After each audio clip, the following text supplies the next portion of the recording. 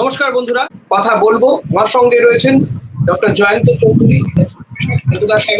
খুব ভালো প্রশ্ন করেছো ঋষিকেশ। প্রথমেই বলি, দেশটা তো ক্ষমতা হস্তান্তর হয়ে গেছিল এবং 20 বছরেরও বেশি সময় আমরা জানি যে নেতাজির যে বসু পরিবার এবং আরো অনেক বিপ্লবীদের উপরে স্নোপিং হয়েছিল এবং এগুলো সরাসরি ব্রিটিশ ইন্টেলিজেন্সের কাছেও চলে যেত। দেখা গেছে যখন আমরা দেখলাম 15 এবং 16 সালে রাজ্য এবং কেন্দ্রীয় সরকার বেশ কিছু সিলেক্টেড ফাইল ডিক্লাসিফাইড হয়েছে এবং সেই ফাইল ডিক্লাসিফিকেশনের সময়ও আমরা অনেকগুলি সংগঠন একসঙ্গে মিলে প্রতীকী অনশন, রাজপথে মিছিল, মিটিং, র্যালি ইত্যাদি করেছিলাম। আলটিমেট সিলেক্টেড ডিক্লাসিফিকেশন হল। ডিক্লাসিফিকেশনের ফলে অনেক বিস্ফোরক তথ্য বেরিয়ে এলো, কিন্তু আমরা দেখেছি লোকসভার ভিত কিন্তু কেঁপে ওঠেনি। এমন বিস্ফোরক সমস্ত তথ্য, যে সমস্ত মিথ যেগুলো এতদিন আমাদের পড়ানো হয়েছে, ভুল বোঝানো হয়েছে, শেখানো হয়েছে, কিছু হয়নি। কিন্তু দেখা গেছে বিভিন্ন সময় বিভিন্ন মানুষ, নেতাজি প্রেমী সাধারণ মানুষ, তারা হয়তো অতটা রাজনৈতিকভাবে প্রভাবশালী নন বা ক্ষমতাশালী নন। দেশের সাধারণ মানুষ যারা 23 জানুয়ারি পালন করেন, 15ই আগস্ট পালন করেন, 26শে জানুয়ারি পালন করেন এবং সেখানে অবশ্যই তারা নেতাজির ছবি রাখেন। এই যে বিশাল সংখ্যক মানুষ, তাদেরকে ভুল বোঝানো হয়েছে। কিন্তু দেখা যায় বিভিন্ন সময় বিভিন্ন নেতাজি চর্চাকারী লেখক, সংগঠন, গ্রুপ, তারা বলেন নেতাজির প্রতি অবিচার হয়েছে এবং প্রতিকার হয়নি, উপেক্ষিত। খুব সত্য কথা। কিন্তু এই অপচয়, উপেক্ষা আমরা দেখি যে দিনের পর দিন চলছে। বিভিন্ন রাজনৈতিক দল, নেতা নেত্রীরা 23শে জানুয়ারি সম্মানের সঙ্গে পালন করেন, স্ট্যাচুতে মালা দেন এবং তার লক্ষ্যে, নেতাজির আদর্শে, সাম্প্রদায়িক সম্প্রীতির আদর্শে তার কথা, তাকে শ্রদ্ধা জানান এবং 23শে জানুয়ারির পরেই আস্তে আস্তে ফিকে হয়ে যায় ব্যাপারটা। আবার আরেকটা 23শে জানুয়ারি ফিরে আসে। তা আমরা যারা নেতাজি চেতনা মঞ্চ, আমরা বহু আগে থেকেই, এটা কোনো রাজনৈতিক সংগঠন নয়, নিখাত নেতাজি ভক্ত মানুষরা সেই অনেক আগে থেকেই এটা আমরা করছি। সেই মুখার্জি কমিশন যখন হয়, যখন সেই শ্যাম বেনেগালের ছবি দ্য ফরগটেন হিরোয়ে কিছু মিথ্যাচার ছিল, আমরা প্রতিবাদ করেছিলাম নানা সময়। এমনকি এক সময় পাকিস্তানের ডিপ্লোম্যাট, তিনি এয়ারকেসের কথা বলেছিলেন, যিনি আবার সম্পর্কে হবিবুর রহমান কর, নেতাজি ঘনিষ্ঠ, তার আত্মীয় হন। এগুলো আমরা, তারা যখন ভুল স্টেটমেন্ট দিয়েছেন শরিয়ার খান ইত্যাদি ইত্যাদি, আমরা সেগুলোর প্রতিবাদ জানিয়েছি। কিন্তু দেখা গেল যে ডিক্লাসিফিকেশনের পরে আমরা দেখতে পাচ্ছি অনেকগুলো বছর চলে গেছে, সাধারণ মানুষ অনেকেই দীর্ঘশ্বাস ফেলেছেন। কিছু মিডিয়ার কল্যাণে তারা ভাবছেন নেতাজি ইস্যুটা বোধহয় ডেড ইস্যু। যত দিন যাচ্ছে দেখা যাচ্ছে বহু সত্যকে ধামাচাপা দেওয়া হয়েছে এবং দেশবাসীর আড়ালে রাখা হয়েছে।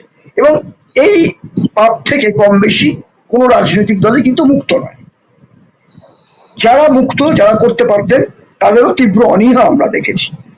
তাই নেতাজি অনুরাগী মানুষজন যারা কোনো না কোনো দলকে ভোট দেন কিংবা দেন না, তারাই, তাদের কাছে তাদের হৃদয়ের কথাটা তুলে ধরতেই আমরা নেতাজি চেতনা মঞ্চের তরফ থেকে 7টি দাবি আমরা, বা আর্জি বলতে পারেন, প্রতিটি রাজনৈতিক, স্বীকৃত রাজনৈতিক দলের কাছে আমরা ইমেল পাঠিয়েছি, প্রয়োজনীয় নেতৃত্বের সঙ্গে সরাসরি যোগাযোগ করেছি, চিঠি পাঠিয়েছি এবং 18/3/24 মধ্যেই কিন্তু এই দাবিগুলো পৌঁছে গেছিল। এবং যে প্রশ্নটা এলো, যে ঠিকই তো, যে নেতাজি ইস্যুটা এই সময় করতে হবে, কারণ রাজনৈতিক ম্যানিফেস্টোতে, ইশতেহারে যদি লেখা হয় নেতাজির জন্মদিন আমরা জাতীয় ছুটি ডিক্লেয়ার করব, কিংবা আজাদ হিন্দের প্রতি যে অন্যায়, অবিচার, নেতাজির প্রতি সিলেবাস থেকে সরিয়ে দেওয়া, খুব সংক্ষেপে দায় সারা করা, এগুলো সরিয়ে দেওয়া, আমি কারণগুলো পরে বলছি, কিন্তু মূলত আমরা ঋষিকেশ এই 6টা কারণের নেই আমরা একটা ঐক্যের ডাক দিই। হ্যাঁ, 6টা inclusion of Netaji Subhash Chandra Bose issue in the agenda of a party manifesto for upcoming general election। এবং এটা আমরা জানিয়েছি যে প্রথমত যে নেতাজির জন্মদিন 23শে জানুয়ারি, জাতীয় ছুটির মর্যাদা দিতে হবে যাতে উৎসব পালন হয়। কারণ আমরা জানি অনেক ছুটি হয়, অনেক জাতীয় নেতার ক্ষেত্রে জাতীয় ছুটি হয়ে থাকে, নেতাজি কোনো অংশে সেখানে কম নন।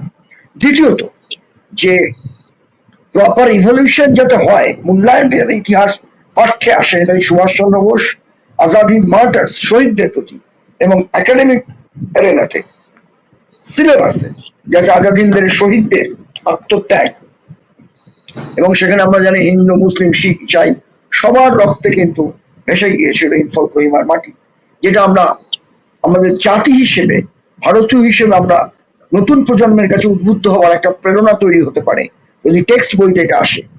কারণ অধিকাংশ সিলেবাসেই আমরা দেখতে পাচ্ছি 2 লাইন 3 লাইন 8 লাইনের মধ্যে শেষ করে দেওয়া হয়েছে। আর তৃতীয়ত যেটা আমরা বলছি যে 18 আগস্ট 1945 যে ডিক্লাসিফাইড ফাইল হয়েছে, বেরিয়েছে, এবং পৃথিবীর প্রায় 1 ডজন কমিটি, কমিশন, ব্যক্তিগত উদ্যোগে, রাষ্ট্রীয় উদ্যোগে হয়েছিল, সেই সমস্ত অধিকাংশই প্রকাশ্যে চলে এসছে। এবং ইন্টেলিজেন্স যে ফাইলগুলো এসছে সেখানে স্পষ্ট, এবং মুখার্জি কমিশন, সেখানেও স্পষ্ট প্রমাণ করা হয়েছে 18 আগস্ট 1945 সালে পৃথিবীর কোনো প্রান্তে কোনো সামরিক কিংবা অসামরিক বিমান ভেঙে পড়েনি। এবং আমরা চাইছি যে একসময় মনমোহন সিং এর আমলে লোকসভায় ATR action taken report Mukherjee কমিশনের উপর হয়েছিল, সেখানে বলা হয়েছিল মুখার্জি কমিশন অসম্পূর্ণ, ইনকমপ্লিট, এবং সেই ইনকমপ্লিট অজুহাতে মুখার্জি কমিশনের রিপোর্ট গ্রহণ করা হয়নি, তাই সার আলোচনা হয়েছিল। আমরা সরকারের কাছে আবেদন জানিয়েছি যে মুখার্জি কমিশন, সরকার সেই ইনকমপ্লিট রিপোর্ট কমপ্লিট করার দায়িত্ব কিন্তু কেন্দ্রীয় সরকারের, এবং সেই দায়িত্বটা পালন করতে হবে ন্যাশনাল এবং ইন্টারন্যাশনাল জুরিস্টদের দিয়ে। কারণ মনোজ মুখার্জি ইতিমধ্যে প্রয়াত হয়েছেন, ফলে তার অসম্পূর্ণ কাজটা জাতীয় আন্তর্জাতিক বিচারকদের দিয়ে করা হোক। এবং চতুর্থ যে দাবিটা আমরা জানিয়েছি যে ডিক্লাসিফাইড ফাইলে যে তথ্য বেরিয়েছে তাতে স্পষ্ট যে so called wife and daughter, তথাকথিত স্ত্রী এবং যে কন্যার কথা বলা হয় সেটি কিন্তু কোনো লিগালি বা বায়োলজিক্যালি সঠিক নয়। কারণ ডকুমেন্ট এতদিন চেপে রাখা হয়েছিল, কিন্তু 16 সালের ডিক্লাসিফিকেশন ফাইলে কিন্তু আমরা সত্যটা জানতে পারছি। কিন্তু এই অ্যানিটা পাপ বা এমিলির নাম বিভিন্ন সরকারি লেভেলের বইতেও ছাপা হয়েছে, সেখান থেকে আমরা অফিসিয়াল লেভেল থেকে ডিলিশন চাইছি। পঞ্চম যেটা আমরা চাইছি সেটা হচ্ছে যে in order to establish the truth of Netaji, Subhash Chandra Bose related যে ফাইলগুলো যেগুলো বাকি আছে উইদাউট এনি প্রেজুডিস, কোনো সংস্কার ছাড়া প্রকাশ করা হোক। কেন বহু বছর কেটে গেছে, আর জাস্টিস কবে হবে? এবং 6 যেটা স্পষ্ট যে আমরা দাবিটা জানিয়েছি, the proposal for installation of replica of original INA monument of Azad Hind government in every state and enshrinement of the names of INA martyrs on stone, the INA Day 21st October every year to be observed by the state governments। 21 অক্টোবর আজাদ হিন্দের প্রতিষ্ঠা দিবস, যে আজাদ হিন্দ সরকার 11টা দেশ স্বীকৃতি দিয়েছিল, এবং তার যে হাজার হাজার সৈনিকদের আমরা পেয়েছিলাম যারা প্রাণ দিয়েছিল, তার নাম পেয়েছি, তাদের নাম খোদিত করে অরিজিনাল আজাদ হিন্দের মনুমেন্ট করা হোক প্রতিটি রাজ্যে, এবং যাতে 21 অক্টোবর সরকারিভাবে সম্মানের সঙ্গে পালন করা হয়। কারণ আমরা জানি কর্তব্য পথে যে নেতাজির স্ট্যাচু বসেছে তার পিছনেই রয়েছে যে পার্ক মতো করা হয়েছে, এবং সেই গ্যালারিতে আমরা দেখতে পাচ্ছি স্টোনের ওপর ভারতের বীর সেনাদের শহীদ হওয়া বীর সেনাদের অমর জ্যোতি জওয়ানদের গ্যাসের আলো জ্বলছে, জ্যোতি জ্বলছে, এবং তাদের নাম রয়েছে। ফলে আজাদ হিন্দের প্রতি প্রপার জাস্টিস করতে গেলে প্রতিটি রাজ্যে আইএনএ মেমোরিয়াল গড়ে তোলা হোক, এবং সেখানে যেন শহীদদের নাম খোদিত থাকে। এবং এই ব্যাপারটা কম বেশি সব রাজনৈতিক দলের মানুষই জানাতে কথা বলেছি, তারা ভারবালি তারা ঐক্যবদ্ধ হয়েছে। ঋষিকেশ বিভিন্ন যারা নেতাজি নিয়ে চর্চা করছেন, লেখক আছেন, লেখিকা আছেন, বইপত্র লেখেন, অনুষ্ঠান করেন। আমরা চাইছি ডিক্লাসিফিকেশনের সময় যেমন একটা ঐক্যবদ্ধ রূপ দেখা গেছিল, সে ঐক্যবদ্ধ রূপ যদি দেখা যেত। কিন্তু দুর্ভাগ্যের হলেও সত্যি এই নো নেতাজি নো ভোটে হয়তো অনেকে কোনো না কোনো রাজনৈতিক দলের চলে গেছেন, তাদের পক্ষে এই সত্যটা উচ্চারণ করা সম্ভব হচ্ছে না।